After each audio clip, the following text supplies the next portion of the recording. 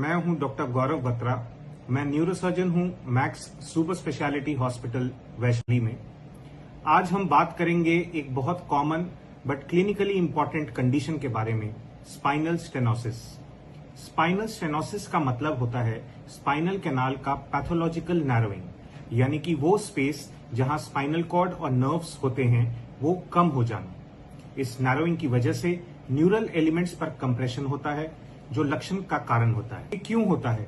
सबसे common cause है degenerative changes, जैसे कि intervertebral disc degeneration, facet joint hypertrophy, ligamentum flavum का थिकनिंग और osteophyte formation. Congenital narrow canal, trauma, spondylolisthesis, previous infection या surgeries, ये सब फैक्टर्स मिलकर कैनाल के डायमीटर को ग्रेजुअली रिड्यूस करते हैं। ये कैसे डेवलप होता है?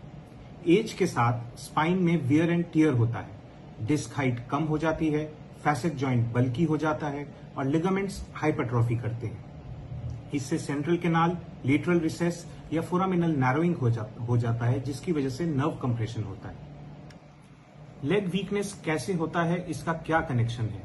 जो नर्व्स स्पाइन से निकलकर लेग्स को पार और सेंसेशंस देती हैं, जब उन पर प्रेशर पड़ता है तो ये पेन होता है, सुनपन या झंझनाहट होती है और आगे चलकर वीकनेस भी आ सकती है।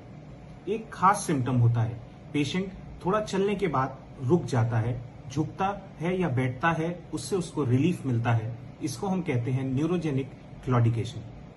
सिम्टम्स क्या होते हैं? लोअर बैक पेन, पैरों में दर्द या जलन, sciatica type pain, numbness, tingling, चलने में दिक्कत, जल्दी थक जाना, सिवियर केसेस में पैर कमजोर हो जाना, बैलेंस इश्यूज और बाल एंड ब्लैडर इन्वॉल्वमेंट। ट्रीटमेंट क्या है? गुड न्यूज ये है कि हर पेशेंट को सर्जरी की जरूरत नहीं है। अर्ली या माइल्ड केसेस में मेडिसिन, फिजियोथेरेपी, एक्सरसाइज और पोस्चर करेक्शन से पेशेंट्स को रिलीफ मिलता है। अगर पेन ज्यादा हो तो इंजेक्शंस जैसे epidural steroid injections are also helpful. लेकिन जब वीकनेस आ जाए, चलना मुश्किल हो जाए या मेडिसिन से रिलीफ ना मिले, तब सर्जरी बेस्ट ऑप्शन है।